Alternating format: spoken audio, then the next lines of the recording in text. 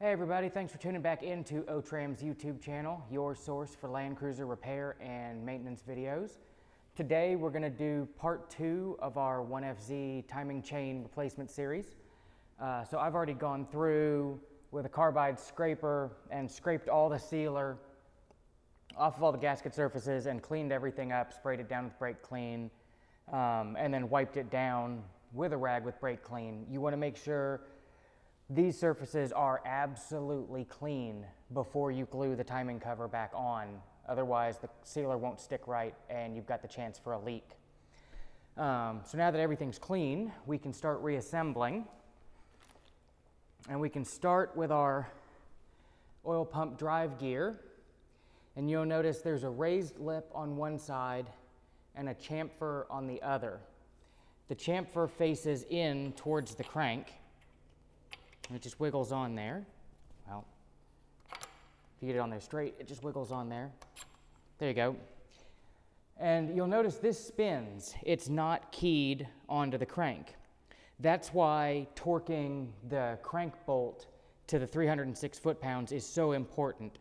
The friction of squeezing this on with the crank bolt is the only thing that keeps this from being able to spin on the shaft. And if this spins on the shaft, you lose your drive for your oil pump gear that we're getting ready to stick on next. So here's our oil pump gear. And I'm going to take a bit of engine assembly grease and just put it on the shaft here, because that's going to insert into a bushing. And I don't want it to start out dry when we first start the engine before it builds good oil pressure. So we're going to put some lubricant on there so that this bushing is nice and lubed as it goes together. And then you can tell when you push this all the way back, these are meshed straight, so you know that you've got both of those on in the right direction. And then next up, we're going to put our our crank sensor wheel on. And this one is keyed. So the key goes down here to the bottom. And then that just slides on over the keyway that's on the bottom of the crankshaft. So we've got that on. And next, we can go ahead and put our sprocket on. I've just got to grab it.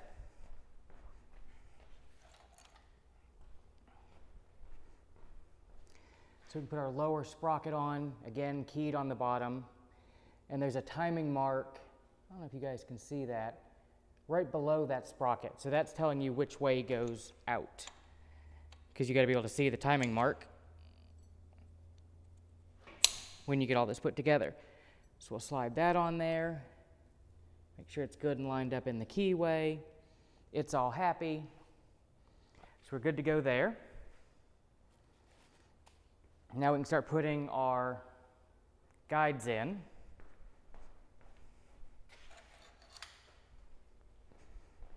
And I'm going to start with my guide for this side.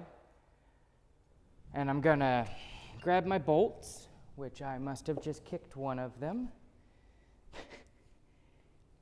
I had them on the ground. I sprayed them off with brake clean to make sure they were good and clean. And there it is. Okay, so we're going to take our 2 bolts for that lower guide. And we're going to put a little bit of Loctite on them, because these are not a part that you want to come loose and rattle around in the engine.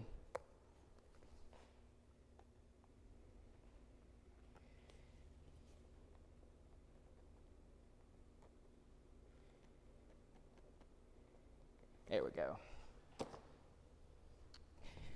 And hopefully we keep power. It sounds like it's storming like mad outside. And this shop's real bad about losing power in the rain. So we're going to thread those in. And then those get torqued to 14 foot-pounds.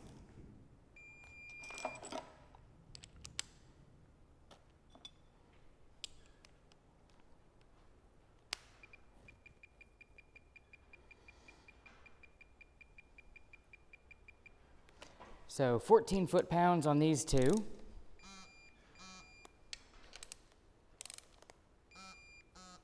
There we go. And next we're going to put the slipper on. And this one has got this shoulder bolt that slides in here. I'm going to put a little bit of assembly grease on that shoulder bolt. Again, just to make sure that we're well lubricated until oil gets flowing in here. And I'm going to go ahead and feed that through like so. And then I'm going to put some Loctite on the end there.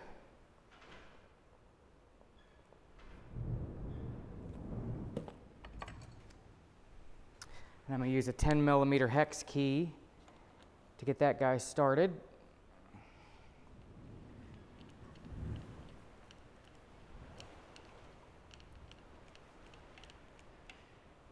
There we go.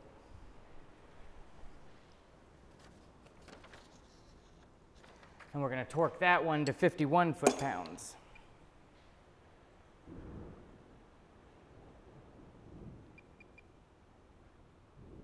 And I just way overshot 51. There we go, 51 foot-pounds.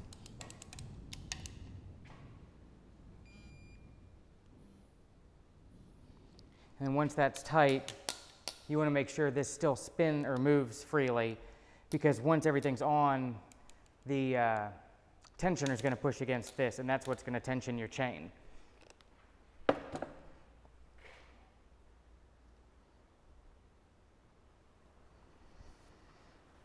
And I forgot to grab a zip tie. I'll be right back. So our next step here, we're going to take this upper sprocket, and you'll see there's a black link in the timing chain, and there's a little dot stamped here in the top of the sprocket, straight up from one of the knock pin marks. So we're going to make sure those are lined up.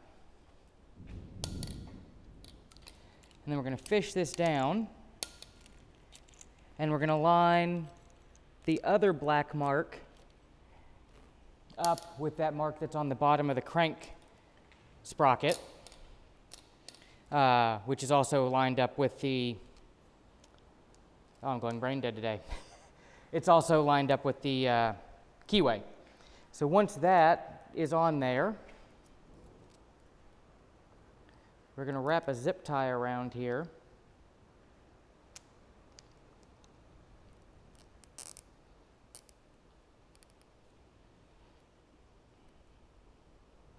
To make sure that nothing can drop off of the lower timing mark, and so that everything is situated. Actually, I'm going to move my zip tie up so it'll be easier to get loose once the cover's on.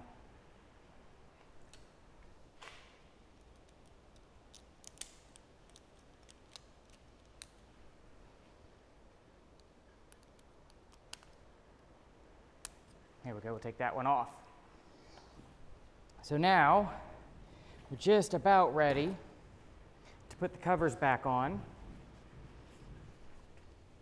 I'm going to go around one more time with brake clean in case I hit any of these surfaces with my greasy hands while I was putting the chains in. And I'm going to come over here and spray my timing cover as well. Okay, so now that everything's been cleaned back off and dried again, we're ready to put the cover on. Now I've already taken, there's an O-ring right here, and then an O-ring right here. And they'll just kind of, if you work them, they'll work down and stay in their grooves. And they're kind of hard to get to stick in there. You just got to kind of keep fiddling with them. The first time I did this job, I thought I had the wrong O-rings because they just refused to stay in their holes.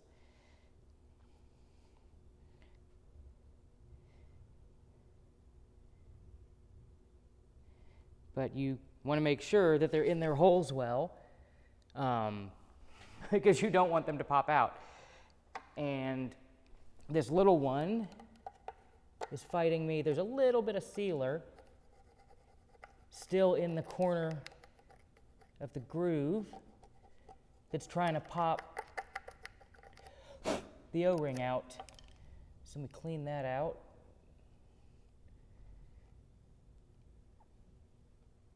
There we go. Once that's cleaned out, that one will sit down in there better. You can see it's still trying to poke out a little bit. There we go. And then what I'm going to do, I've got my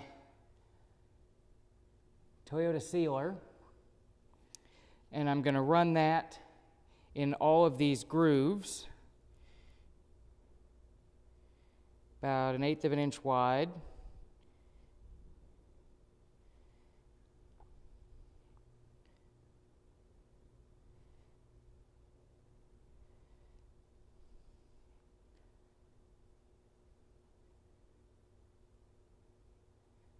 Like so.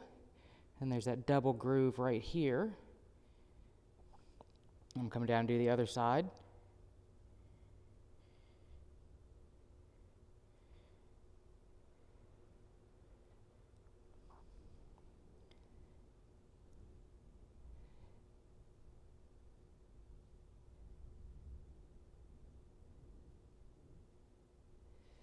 And there we go. So we've got all our sealer on there. And we want to double check that our O-rings are still nice and tight in their holes. And now we're going to just slide this on, and it helps to line it up to the dowels first.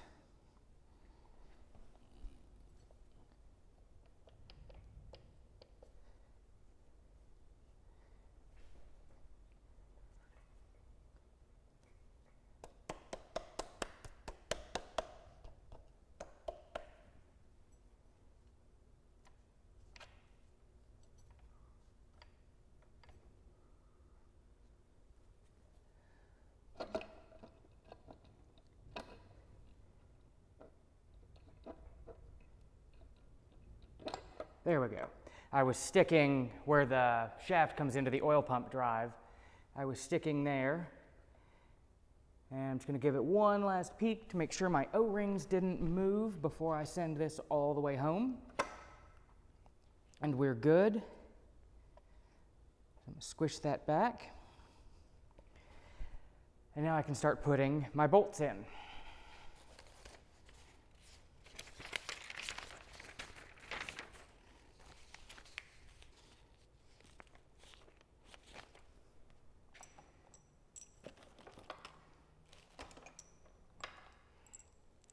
And I separated my bolts out. I'm going to start with my long bolts, which are my 60 millimeters, which are the C's. So there's one that goes here, which I must not have grabbed the longest. I did not.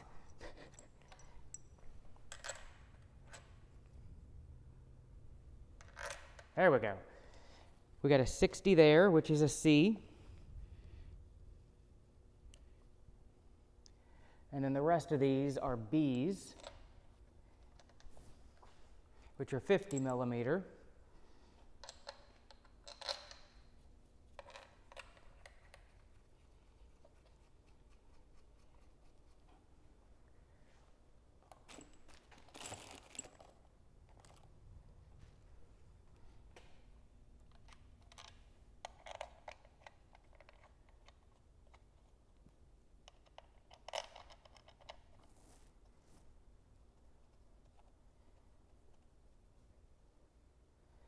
I've dropped one somewhere.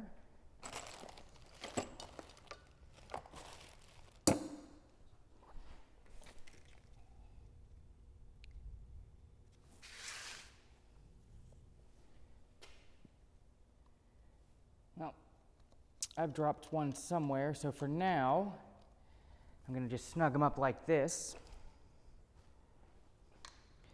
because I want my sealer to get squished. Because you've only got like 5 minutes while the sealer has an open window. Otherwise, you've got to peel it back off and start over again.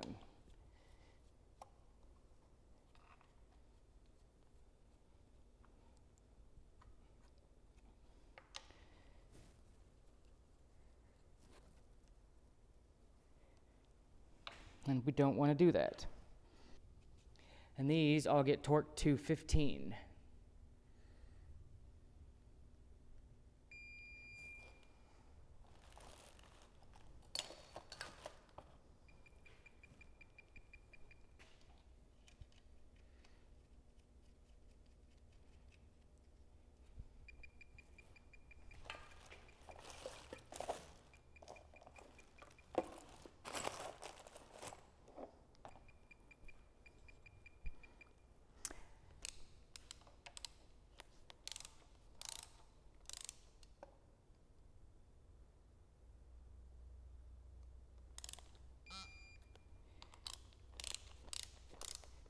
I'm going to kind of crisscross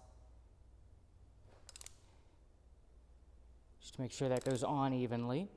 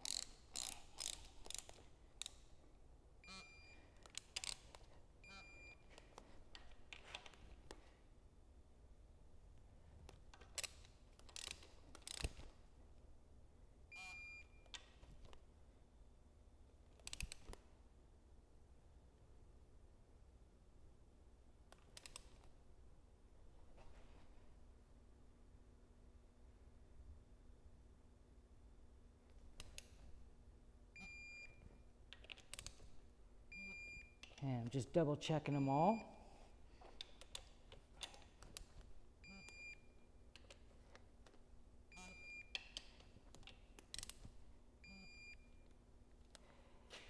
And there we go. I dropped the nut that goes here and the bolt that goes here, so I'm going to find those. I'll put those in and torque them. And then I'm going to flip this over and bring you guys back to start putting the oil pans on. So we'll be back in just a moment. Okay, so we've got the engine rolled over.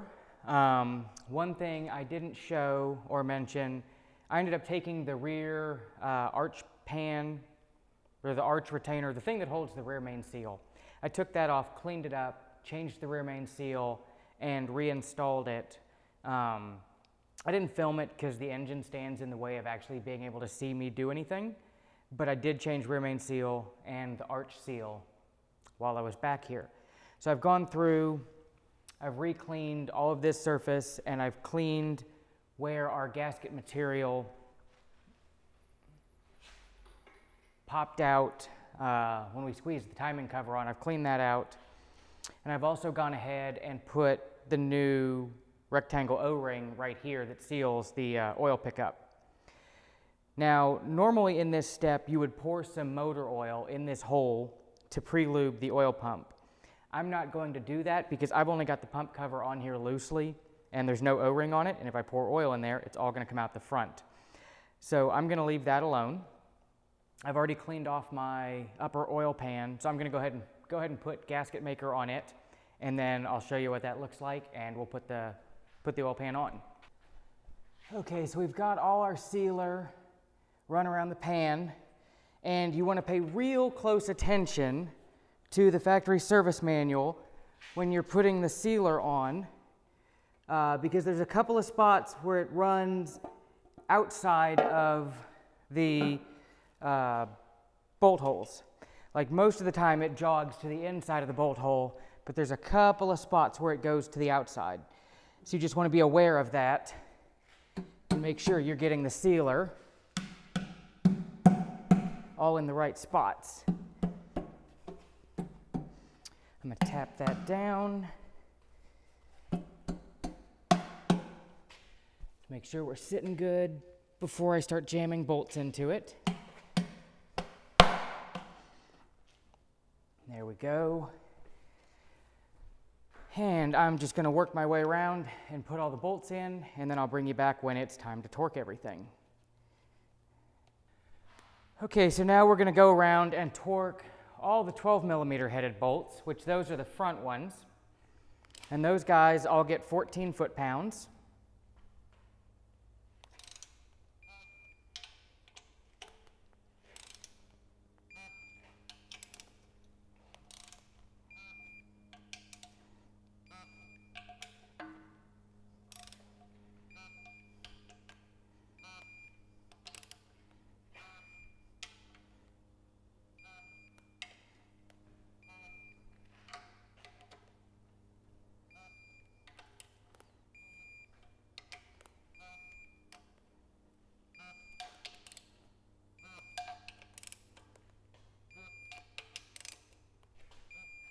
And don't forget the two that are inside the pan.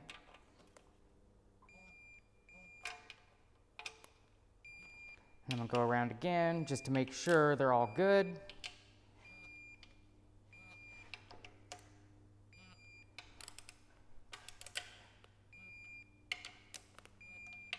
Oh, and I should mention, I didn't actually lose 2 bolts off the timing cover.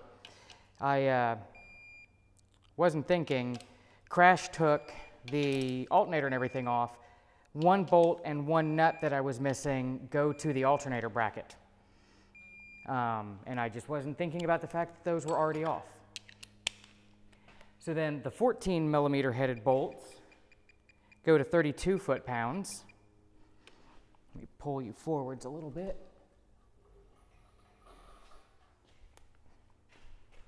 So we've got a shorty one down in here, and then one of the long ones.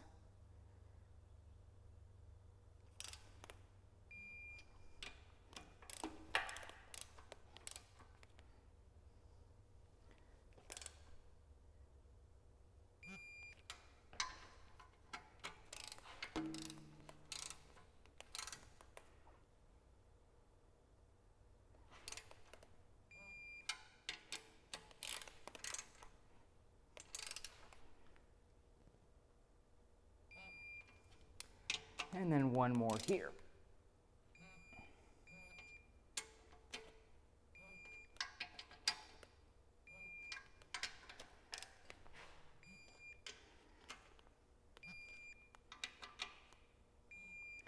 And there we go. Now we can put the lower pan on.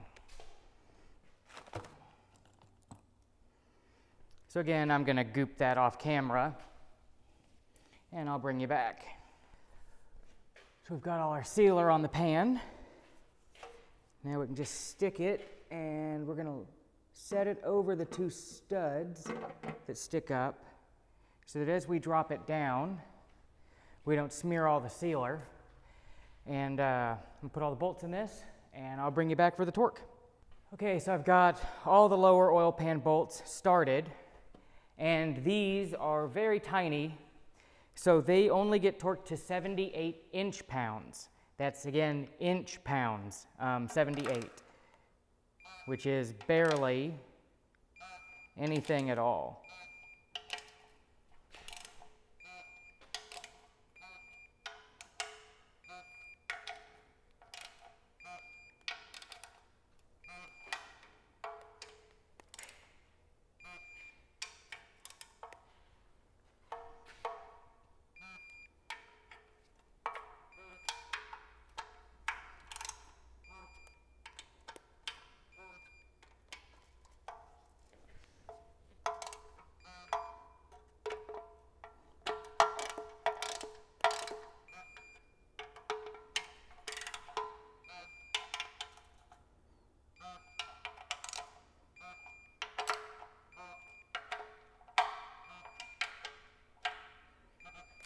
And there we go. At this point, you would go ahead and put your crank sensor back here in the front and the cover on it, as well as the oil level sensor. I didn't realize it when I started filming today, but the overhaul gasket kit that I've got from Toyota is missing the O-ring for here and the O-ring for the float level. So I'm gonna have to order those, so I'm not gonna put those in right now. But otherwise, you're basically complete as far as the timing chains and oil pans, and you can just go back to the top side and start putting the head gasket back together. So yeah, there's reassembly on timing chain on a 1FZ-FE. Hopefully you found that useful. If you did, subscribe below. If you really like the videos, check out our Patreon link down in the description. We really appreciate the support, and I'll catch you next time. Thanks for tuning in.